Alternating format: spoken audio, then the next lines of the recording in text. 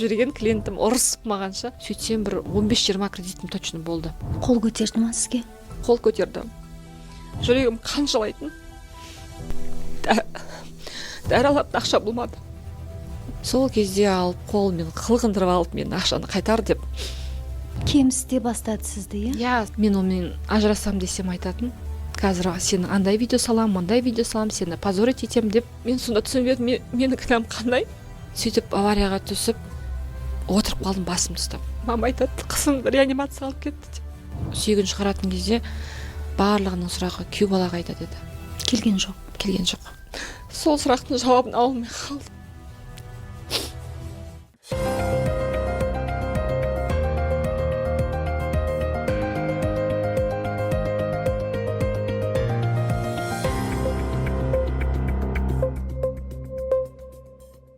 Амансыздар ма? Бұл рухани ағартушылық, танымдық, мотивациялық және экзистенциялық сауалдарға жауап іздейтін ізгілік бағытындағы жоба.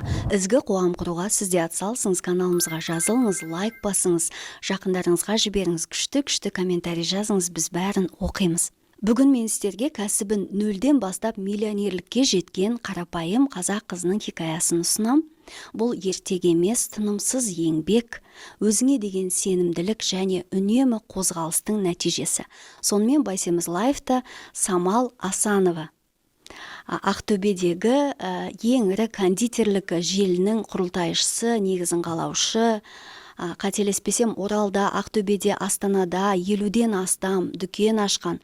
600 қызметкер жұмыс істейді, оның 90% әйелдер. Қазіргі уақытта әйел адамдарға жұмыс тауып беріп отырған Самал студиямызға қош келдіңіз. Қош көрдік, Жанар ханым, шақыруыңызға көп рахмет. Жалпы ешкімнің көмегінсіз, ешкімнің демеуінсіз өзіңіз барлығын нөлден бастапсыз. Қалай бастадыңыз? Я нөлден бастадым. Бұл іске мен 30 жасымда келдім. Яғни алғашқы тортымды 30 жасымда жасадым. Оған дейін ешқашан торт жасап, немесе тіпті бауырсақ та пісіріп көрмеген жанның бірімін. Оның себебі ол ұлым мотиватор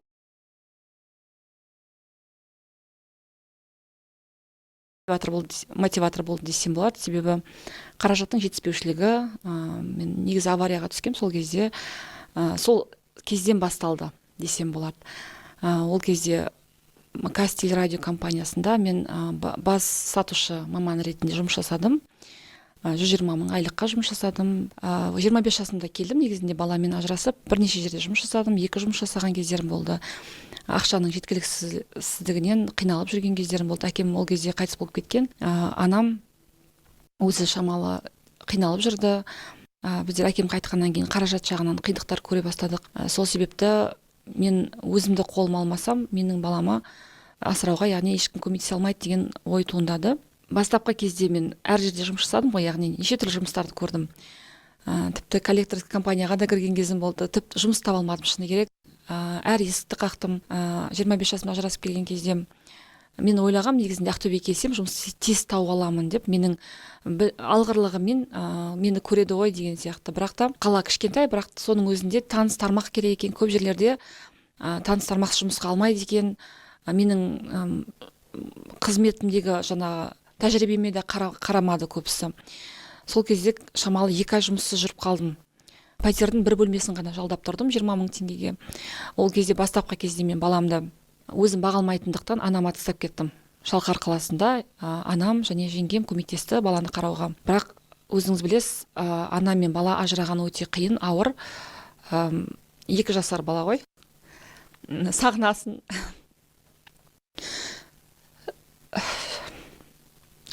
Сол кезде өзіме сөз бергем.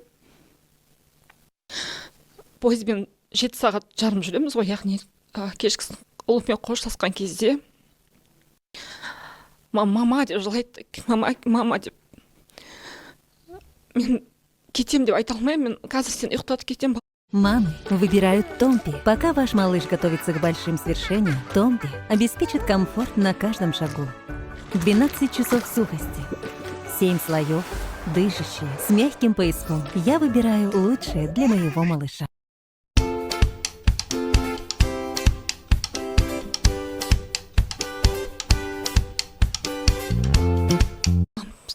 Қасында әрдайым боламын деймін да, бірақ кететін біліп тұрғасын. жүрегім қанжылайтын. Бірақ қасыма алып кете алмайтынын білем, себебі менде қаражат жағы қиын. Қайткенде де мен аяққа тұруым керек деген сөз болды менде. Сөйтіп пойыздан таңға дейін ұйықтай алмай барамын. И өзіме сөз берем: Самал, сен қайткенде де ұлың үшін аяққа тұру керексің деген. Бауырларым бәрі көмектеседі ғой, бірақ енді оның көмектерінің бәрі жеткіліксіз болады ғой. Әркімнің өзінің отбасы бар деген сияқты. Сосын мен айттым, егер мен өзім баламды қолыма алмасам, мықты сағынатынмын. Енді 2 жасар бала мықты сағынатын. Сөйтіп жұмыс іздеп таба алмай, әр есікті қағып қиналатын. Тіпті мен жаңағы тумаларыма да барғам сол кезде.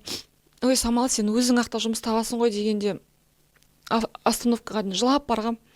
Неге бір көмектесе қоймайды деген сияқты. Мен жаңбыр болатын сол кезде. Алладан сұрап, неге сондай қиналып кеттім. Аллаға шүкір, сол 1-2 айдан кейін жұмыс табылды. Бұрынғы мекемем шақырды жұмысқа, олар пәтерде беретін болды. Бір Алланың көзі түсу болып, сол кезде жаңағыдай компания пәтердің ақшасын төледі, мені жаңа жұмысқа алды. Сөйтіп шамалы орналасып алайын дедім де, сосын кейіннен Мансұрды үкіметтік садикке орналастырғым келген, арзандау болсын деп, айлығым жеткіліксіз ғой. Бірақ ол да қиынға тудырды документ жағынан. Сосын қалайда балам қасымда болсыншы деп қымбат садикке берген болатынмын.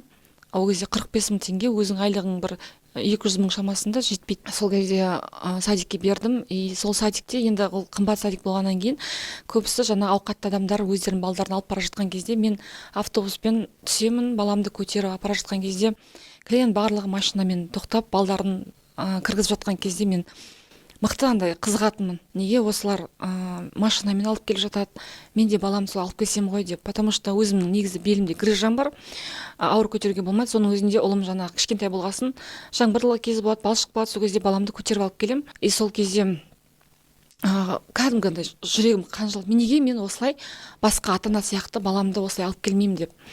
Өзіме солай сөз бердім. Тіпті біздер ажырасқаннан кейін бір жыл болмай сол күйеуім үйленіп кеткен болатын. Ол да маған ауыр тиді кішкене. Сол кезде отырып қағазға жаздым. Бірінші жазғаным сол кезде ұлымды, арманым садикке машинамен апару болды. Қайткенде машина алу, жұмыс, карьера деп жаздым. Сосын үй алу дедім. Бізде үйіміз болған жоқ өзіміздің. Сосын 4-ші отбасы деп, семья деп жазып қойғанмын. Сөйтіп неге холодильник тоңазытқысын сыртына іліп қойғанмын жаңағыдай. Сөйтіп қарап армандайтын, жазған қағазыма ойланып, қайткенде осылай болу керек деп. Сосын есімде бір күні Мансұр айтады маған: мама, сіз неге отбасын деген 4-ші қылып жазып қойғансыз депші маған. Мен айтамын, бірінші осыған жетіп алайықшы, сосын асықпай отбасы болармыз деп жаңа күлем. Себебі ұлым менен сұрайды, неге мама мен жалғызбын деп. Басқа апамның жаңағы балдарына қызығады, 2 бала, 3 бала деген жоқ. Неге менің қасымда бауырларым жоқ, неге мен жалғызбын? Жалғызсырайды, себебі мен әрдайым жұмыстамын, балаға көңіл бөле алмайсың. Мама, неге менің қасымда бауырым жоқ? Сосын мен айтамын ғой, енді солай болып қалды, сен өзіңнің ғана келдің деп. Неге? Сосын неге ең болмаса 2 бала болып ажыраспадыңыз деп айтады да маған. Сөйтіп мықты армандайтын отбасы, папа болса екен деп армандайтын. Себебі ол кезде алимент ешқандай алған жоқпыз, көмек ешқандай болған жоқ. Алимент алу үшін де мен бармаған жерім жоқ. Бірақ ол кезде өндіре алмадым, себебі жұмысынан ол шығып кетті, официально көрсетпегендіктен оның жолын таба алмадым, сонымен алиментсіз қалдық. Мен бірақ сосын қоя салғанмын сол кезде. Не істеймін, осының артынан жүгіріп, одан да өзім тырысып, өзім аяғыма тұрайын деп. Сол кезде айтарым әйел адамдарға қазір. Сол тіпті күтудің де қажет жоқ. Күткен сайын бүкіл нервың кетеді, жаңағыдай жүйкең тозады. Сосын мақсатынан таясын, яғни одан да бір мақсат қойып, сол мақсатқа ұмтылған жақсы. Өйтіп күтіп отырғаннан уақыт